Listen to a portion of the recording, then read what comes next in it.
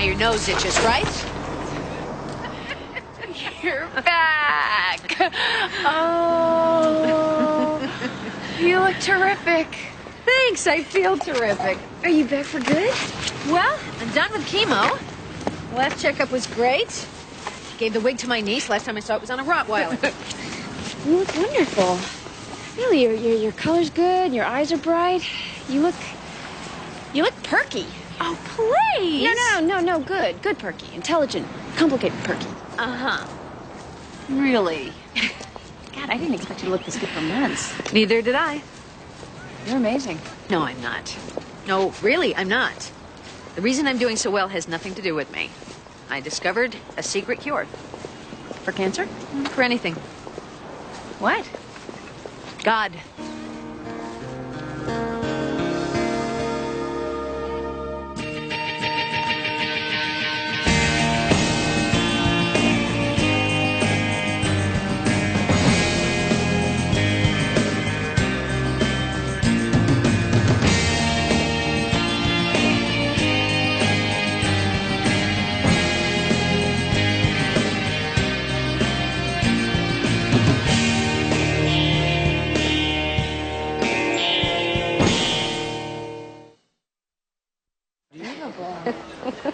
Oh, I met a guy. Oh, really? Well, sort of. A virtual guy. He's from my online support group. We swapped vomit stories. It was very romantic. Does he live nearby? Yeah, in Westchester. He's an architect. He's 3 years divorced. Trying to figure out a tactful way to ask him what his prognosis is. Hey, Greta, what you said before. Do you think God cured your cancer? No. Surgery and chemotherapy cured my cancer. God may have helped, but that's not what I was talking about. I met this rabbi. He was at the hospital. He was working the cancer floor, and we struck up a conversation. I told him all the problems I have with the concept of God. He had some answers I had never heard before. Is the end of this story that you're converting? Maybe. Really? I don't... We met a couple of times. We talked for hours. We decided to keep meeting. Now, I don't know if I'm going to convert. I just know that he makes it make sense. Does he happen to be a cute rabbi? Well, he's 68 years old, looks like a cross between Albert Einstein and a koala bear. Why is it so hard for you to believe that I had a religious experience? Because we have always been cynical agnostics together. Well, a life-threatening illness can play havoc with your cynicism. You think I'm crazy? No, I'm happy for you. Me too. For the first time, I'm convinced that there's a plan and I'm a part of it. No matter what happens in the future, everything's gonna be okay. I'm going to be okay.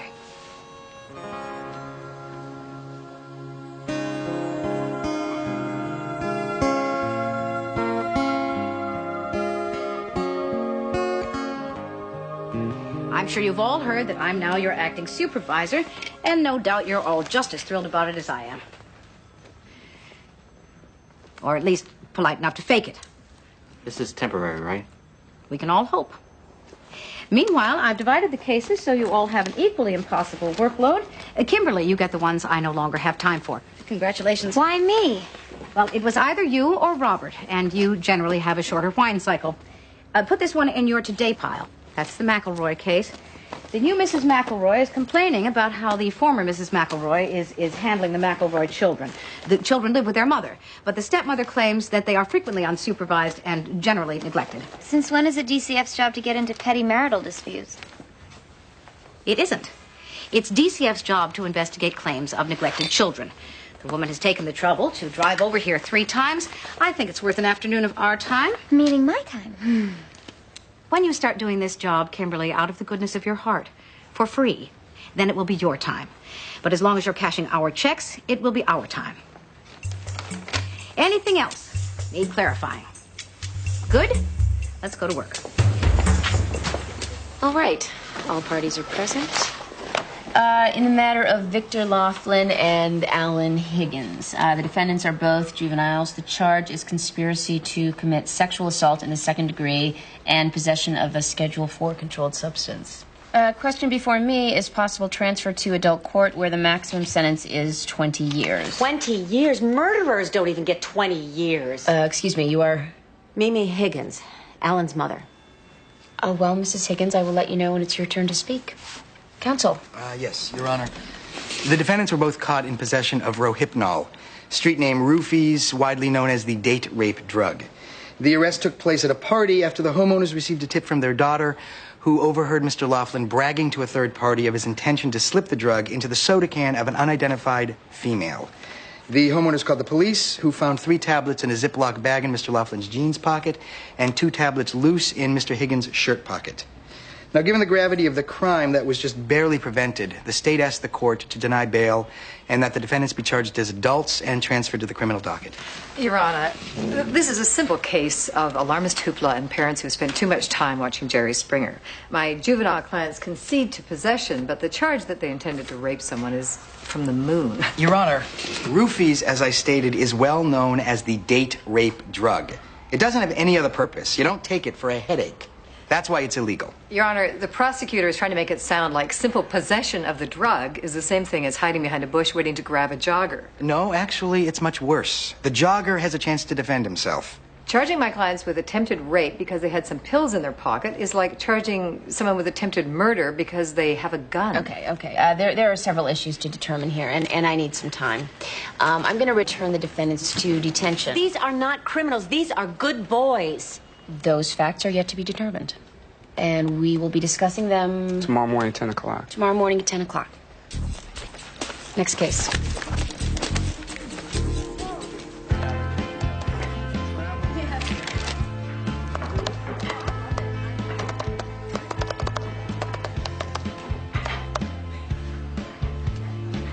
Lisa. I went to your office. They said you were here. Yeah. You look so like a reporter. I look obnoxious and unprincipled. Intense. Oh, well, that's pained. They're hard to distinguish. You haven't called.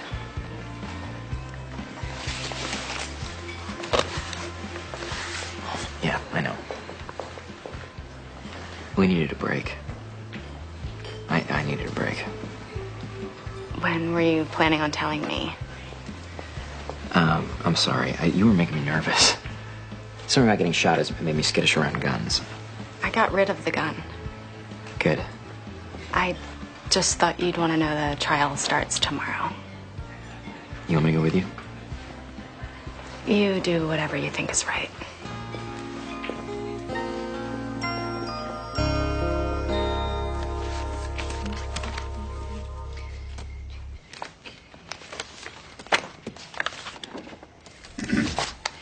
Oh, no. Well, that's not quite the reaction I was hoping for. Dinner. I can't. This is my first day as supervisor, and I'm so good at delegating that I'll only be here until midnight. I don't think they can hold our reservation that long. I'm sorry. I should have called you. Frankly, I forgot you existed. A temporary condition, I hope. It is. When I get home tonight, I'm going to read Department Supervising for Idiots, and by this time tomorrow, my staff will be working late, and I'll be waltzing out of here at 6. Well, you know, there's really only one thing you have to know to be a good boss. The number of a good psychiatrist? Well, my father told me this when I had my first big promotion. He said, you know, every person who walks into your office is going to have a monkey. And what they want to do is leave that monkey on your desk. Well, don't let them. Make them leave with the monkey and give them another monkey to take along with them. And what you've got here is a whole pile of monkeys. Which explains my urge to take these and throw them in the dumpster behind the Humane Society. What about tomorrow night? Tomorrow night? Oh, I don't think there's anything that takes precedence for tomorrow night, except this board meeting. Well, when is the next time you're free? Tomorrow night. I'll cancel the board meeting. You can't do that. What will you tell your board? I'll tell them the truth. something more important came up.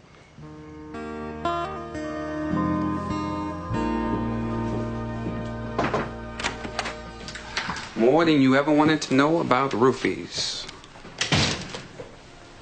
Shall I come back when you're in? My friend Greta has found God. I didn't know he was missing. Look, it's not like Judge Anastasio was the first cancer patient to get religion. I know, but Greta, she's one of the most intelligent, rational people I've ever met.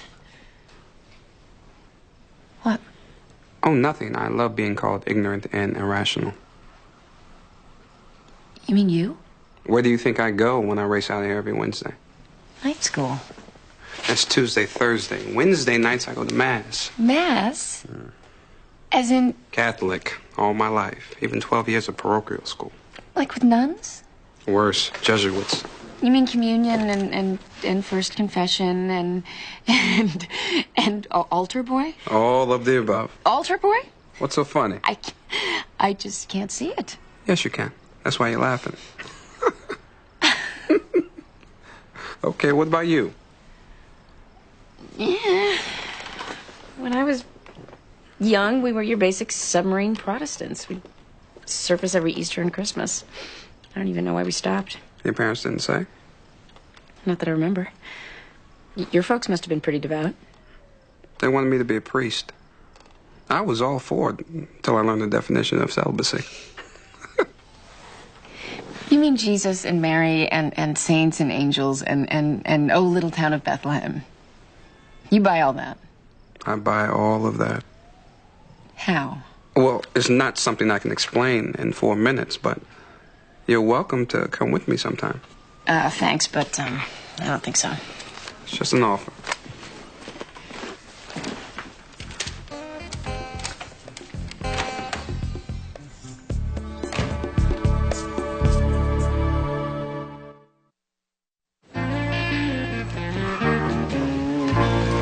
I checked out the McElroy case. It was nothing, just like I thought. Hang on a second. Define nothing. The former wife is an attorney trying to make partner with her firm. The new wife is a flake.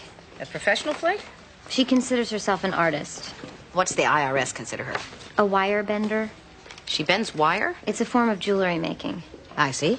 And what does any of this have to do with how the children are being treated? This is obviously a case of professional jealousy. The lawyer wishes she could be a wire bender? You know what I mean. The wire bender doesn't understand or doesn't want to understand that the attorney can't be home every night at 5 o'clock to make the kids a home-cooked meal. And what time does the attorney get home? She occasionally has to work till 9 or 10, but the kids, both teenagers, know how to arm the security system, and the grandparents live a block away. The kids say they're fine. Mr. McElroy says they're fine. No one seems to have a problem here except for the wire bender. You sure? Yes, I'm sure. Well, okay. I guess that's that.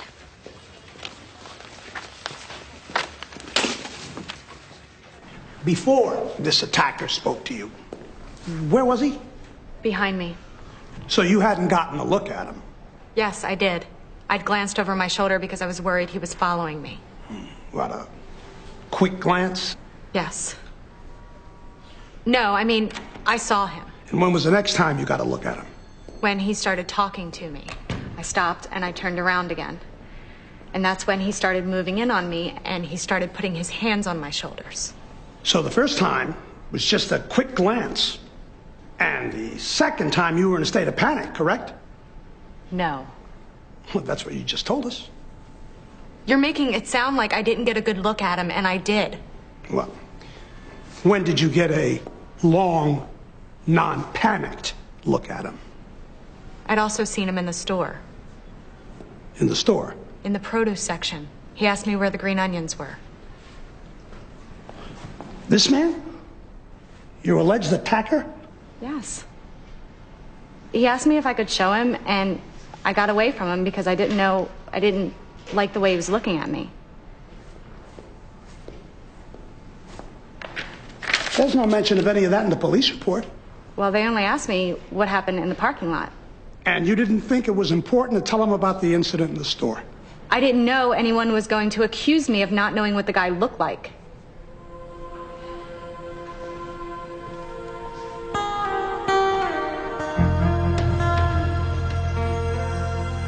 All right, it's true that we had thought about putting roofies in some girl's drink.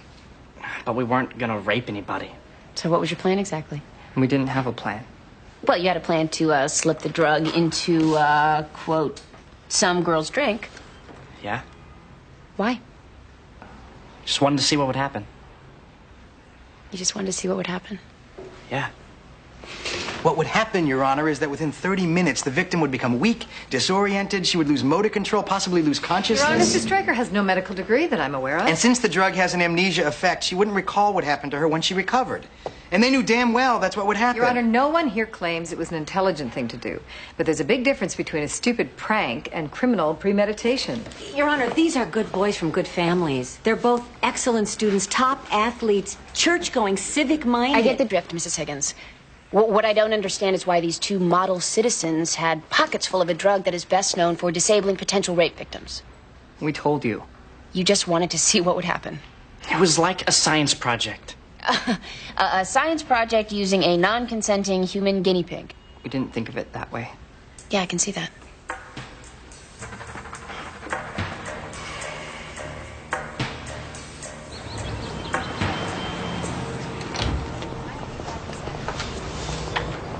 Hi. I didn't know you were here. Yeah, I was lurking in the shadows. That wasn't my idea of a fun morning. You didn't tell me that you saw him in the store. I didn't? When did you tell it to the cops? Didn't seem important. He wasn't exactly thinking clearly at the time. Was he following you in the store, or you just saw him once? Why are you grilling me? I got enough of this on the witness stand. Sorry. I'm sorry. Well, I'm glad I triumphed over the monkeys tonight. They've all gone off with their new keepers. Good. So how do you feel about sunny Italy? As opposed to rainy Italy? No, it's a restaurant. The one with a $150 a plate tasting menu? Have you noticed such trivia? How much is it if you actually want to eat? What do I have to do? Mrs. McElroy, I sent a caseworker out today. She took a look at it. She said she didn't feel there was a problem. Well, she is an idiot. Or maybe we just have a different definition of problem. These kids know the number of every pizza place in town by memory, but they can't tell you the last time their mother was home for dinner. Is that a problem? She calls us at 11 o'clock at night asking us where the kids are. Is that a problem? Why would your husband, his ex-wife, and the children all tell my caseworker that everything is fine? Well, she says it's fine because she likes the status quo. He says it's fine because he's afraid the kids will hate him forever if he takes them away from their mother. And do you really know a teenager who's actually just going to volunteer the information he's not being supervised? Meanwhile, has your caseworker talked to anyone outside of this dysfunctional family? Mrs. McElroy, please have a seat. Obviously, we need to talk. This may take a while. Well, it looks like the monkeys win again. I'm so sorry. No, that's okay. I know how it goes. Yeah. I just want you to know that I don't discourage easily.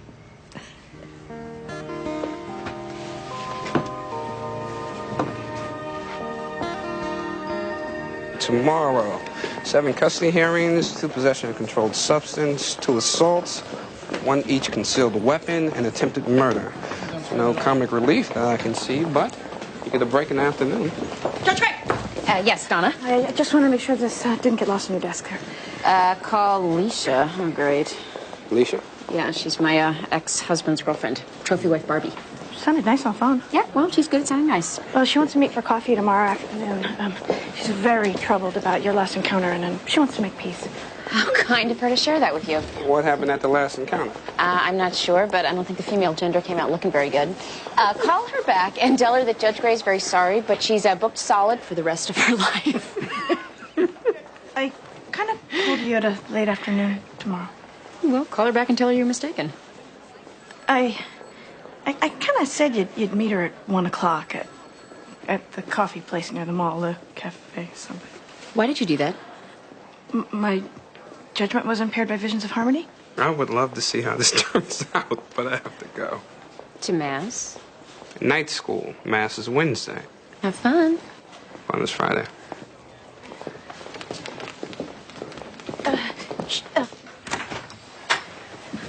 She sounded genuinely distressed, Judge Gray. Sure, she'll get over it. And she said Lauren was really upset about it, too. She told Lauren? Just that you had words, not that you were a bitch. She said that? She may have said which. She was on a cell phone. Hi. Am I interrupting anything? No, come in. Do you want me to call her and cancel? We obviously need to have another talk. Great. Donna. I'll never do it again. I swear I am monumentally sorry, truly, from the depths. Okay.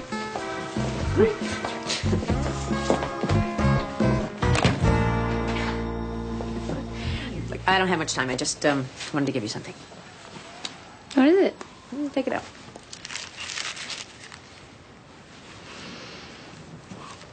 Oh, okay, I give up. It's a mezuzah. You put it on a doorpost, at an angle, pointing in like this.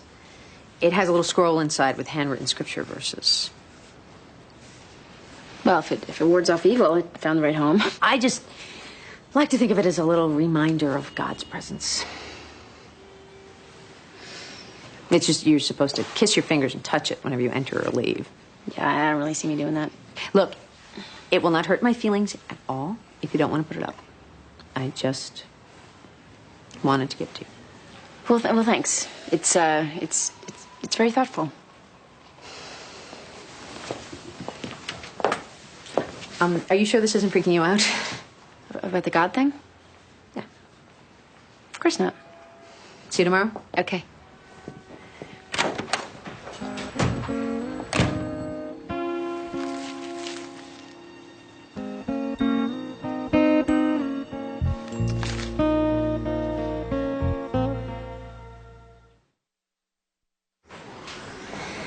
Black coffee.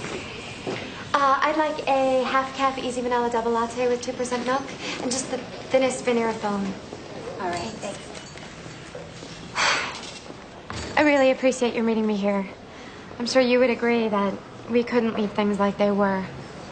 Leisha, before you say whatever it is you want to say, I'd like to know why you felt the need to tell Lauren about our last meeting. You're upset about that? Lauren's been through enough, and what goes on between us is it's not a child's business.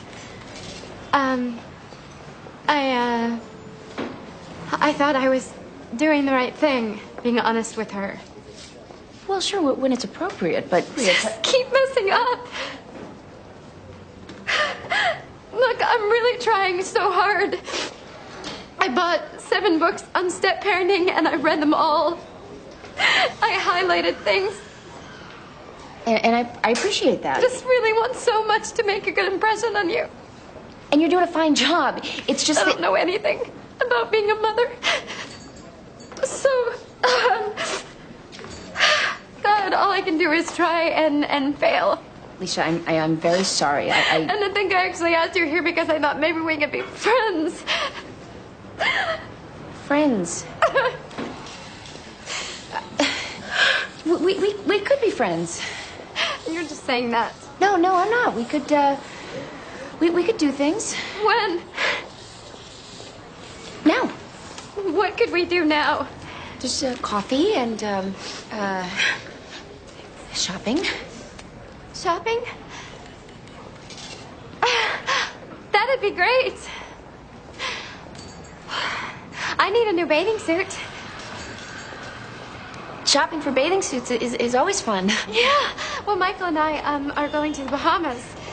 So, oh, what a great idea. Oh, I feel better already. Okay. McElroy, Neal, and Scott. If either of them missed another day of school, I was going to call DCF anyway. This is a list of this semester's detention. Truancy, incomplete homework assignment, smart-mouthing the teacher, disrupting class, hall loitering. Evidently, they heard it was smart to diversify. They have any medical problems? The absences, you mean? They both suffer from a mysterious chronic digestive disorder. I believe the term is called ditch school-itis. It's really a shame. They're both bright kids. Well, you'd never know it from their grades. Isn't the mother at all concerned? The mother is concerned that she has heavy competition for partner of her law firm. Period. It's awful quiet over there. I don't get these gauze things.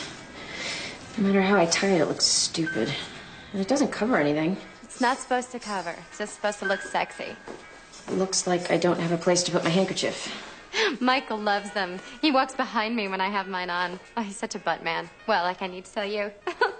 And whenever we're shopping, he always insists we take the stairs instead of the elevator so he can follow and watch me walk up them.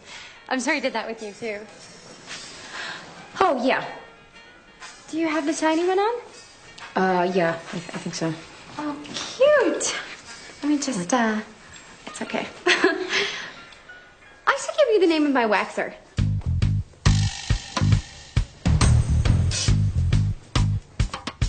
After he grabbed me,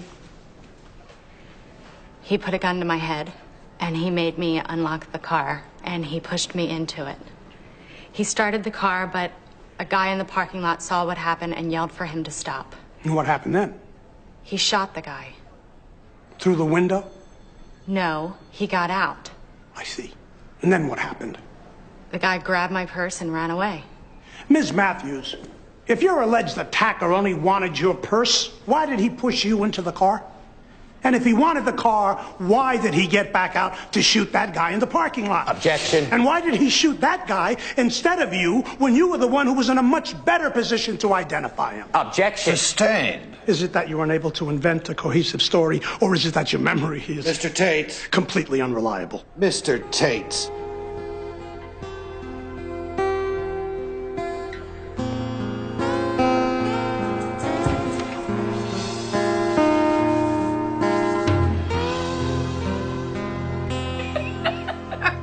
Wait, so she weeps and tells you a sob story, and your response is to say, hey, let's go shopping for bathing suits.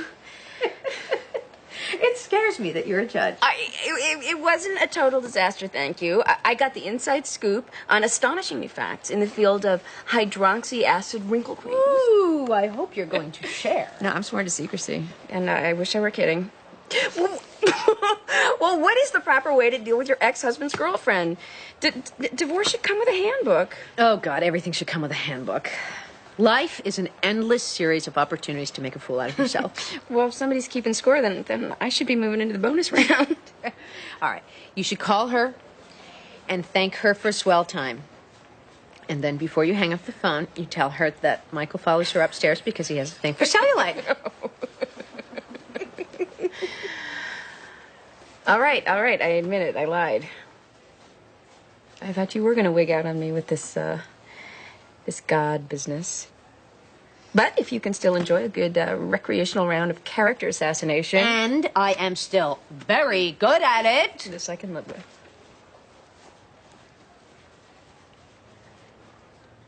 Don't worry. I am still me. And listen, next time you get an impetuous urge to do something thoroughly stupid, call me first and I will talk you out of it.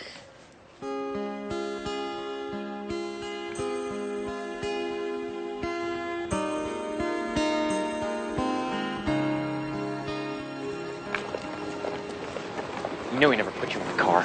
They were making it sound like it happened fast, and I didn't see him. Not He an was excuse going to to perjure walk. yourself. If you walked now, it's going to be your fault. My fault. You know, I wouldn't have had to lie if they hadn't thrown out your testimony. I don't even know why I'm surprised. You have never supported me. What? That's insane. Oh, it's just a coincidence you stopped calling me a week before the trial. Can we do this somewhere else? No, I don't think so. I don't think I want to do this at all. This doesn't work. This meaning us. Yeah.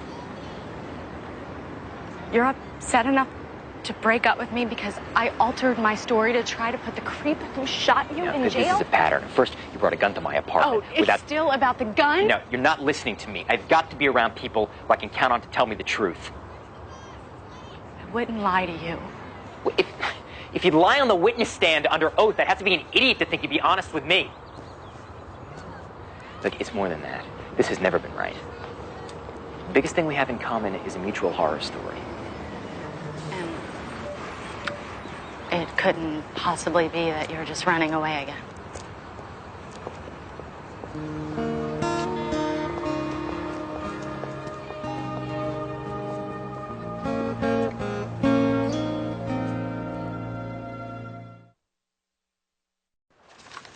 And the grand finale, ruling on the Roofies case. All right. You said we weren't going to have fun this afternoon. Don't forget, I'm leaving right after court. School or church? Church. It's Wednesday. Would you like me to make you a chart? Mm-hmm. A felt board calendar with a little church and a little school building. Invitation still stands. No, thanks. Michael's got Lauren and Mom's working late, so I got the nice, quiet house to myself. Besides, I am not taking you up on your offer until you can explain to me why you go. You might have a long wait. Good afternoon. This arrangement isn't working. The children aren't being taken care of. This is about my working late, isn't it? It's about a lot of things. But while we're on the subject, how many nights a week do you make it home by 7 o'clock? I'm not sure. That's because there aren't any. I have to work. It's not like I have a choice. His so-called child support checks don't even pay for their tennis shoes. Do you have to work until 10 o'clock every night? I do for the moment. I'm trying to make partner. Yes, we all know about that. I have nothing against working mothers. My daughter is one. I've been one most of my life. But your career is not a license to ignore the obligation you have to your children. Mr. McElroy, have you ever thought about seeking custody of the children? Oh, God, you can't do that to me. I don't want to take them out of their home, away from their school, their friends. We're not trying to take these children away from their mother. We just want her to be one. Mrs. McElroy, if you want to keep the children, you'll start taking care of them. Make sure they're fed and supervised. On nights when you can't, you'll arrange a sitter to be with them until you get home. Kimberly here will be calling the school to make sure that there are no more mysterious stomach ailments, and she'll be calling you at random. When she does, you'll know where your children are, what they had for dinner the night before, and I'd better like the answer. You can't be serious. Oh, you have no idea how serious I am. If I find that you are continuing to neglect the children, I'll file a neglect petition. Then I'll call your boss and tell him that I am investigating a complaint of child neglect against you. I imagine that won't help your chances to make partner now, will it?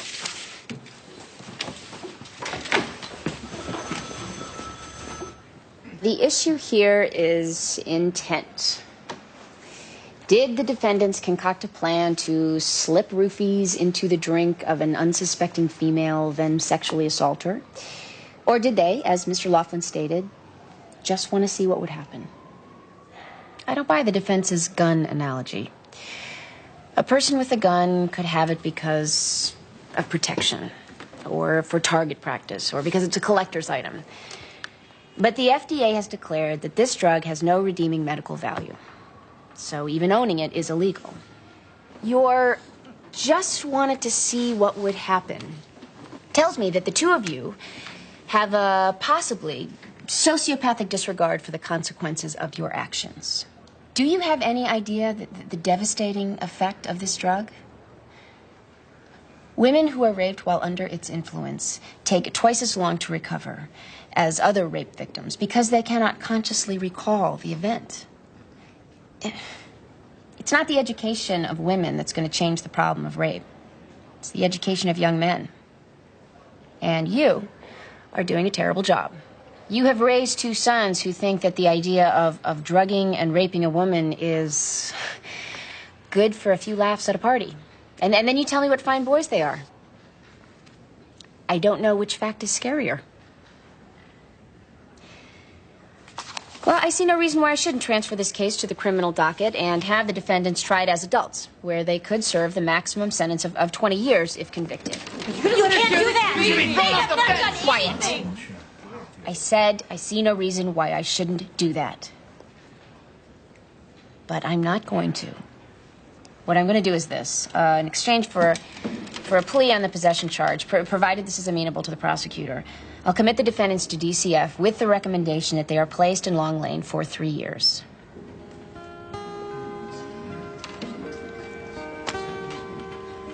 Sorry, boys. I just wanted to see what would happen.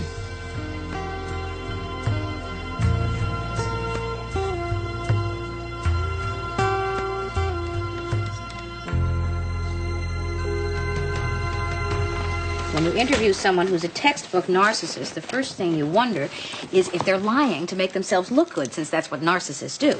Then, if everyone else is backing up the narcissist, you say to yourself, something is screwy here, and you start checking outside sources. The woman didn't exactly have a sign on her forehead that said narcissist. Yes, actually, she did. You listen, and you notice that you're hearing words like I, me, and my a lot, and you're not hearing anything about the good of the children. You notice $20,000 worth of furniture in the living room, while the family room doesn't have a sofa, and the kids are sleeping on beds from particle boards or us. I'm supposed to notice interior decorating? And anything else that will tell you the full story. Maxine. Just what you don't do is go looking for evidence to support the conclusion you came to before you left the building. Robert?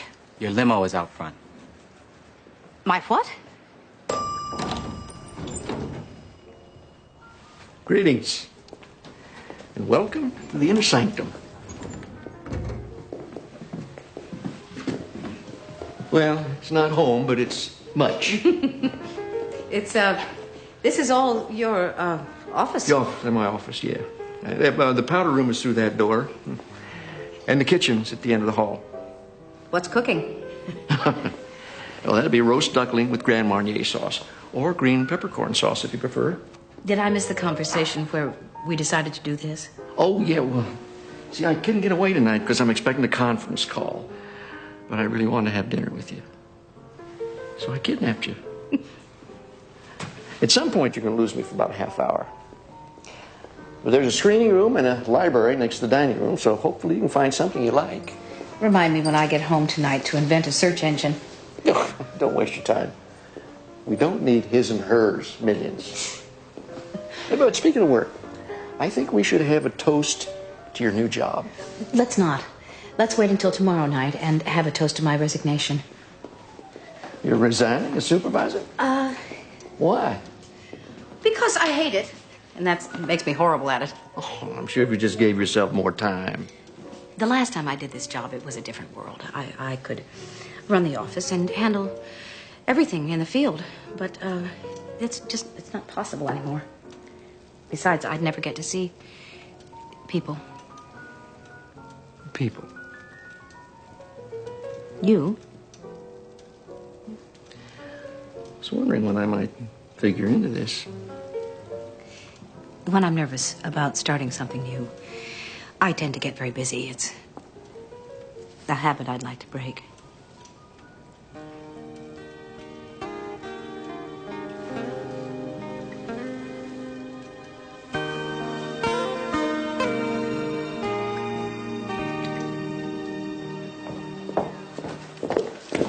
Dr. Gray? Can we wait till tomorrow, Donna? No, it can't. What's wrong? Judge Gray, I am unbelievably sorry to tell you this, but... Just tell me, Donna. Greta, I mean, Judge Anastasio is dead. What? They think it was a heart attack. There's going to be an autopsy. You know, chemotherapy is very hard on the organs. She's not up there. They just took her out. The coroner's office. I saw them. Would you like me to drive you home? No. I could call a cab.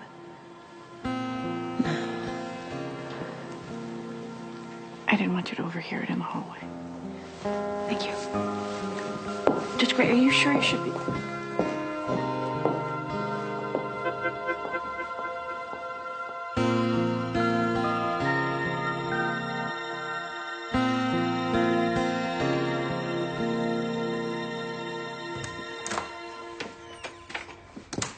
Ma?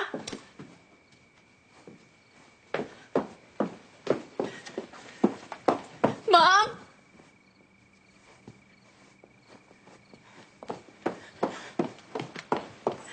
Mom?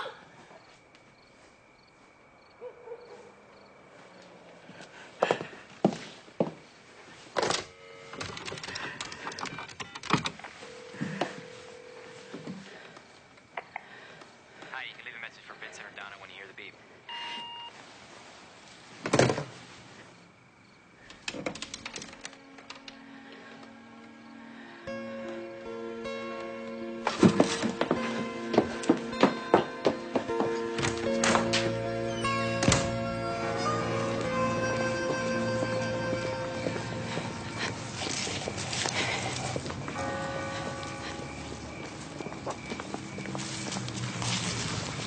What's wrong? Greta died. A heart attack, they think.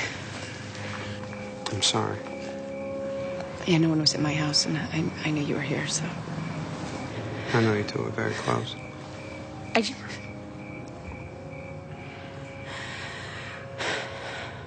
Why do you do this? Can you give me one short answer? Well, there isn't any short answer. Wednesday night's just a fraction of it. It's how I get through the week. But you believe in him. I figure I have 3 choices of what to believe. A, there's no God. B, there's a callous God who doesn't care that horrible things happen to people. Or C, there's a benevolent God who's beyond my understanding, and I have to give the benefit of the doubt when he looks bad. And what makes you choose C? The look on my daughter's face when I tuck her in at night. That's the short answer.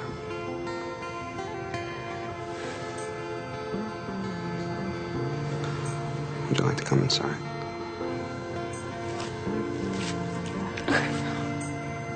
Would you rather be alone?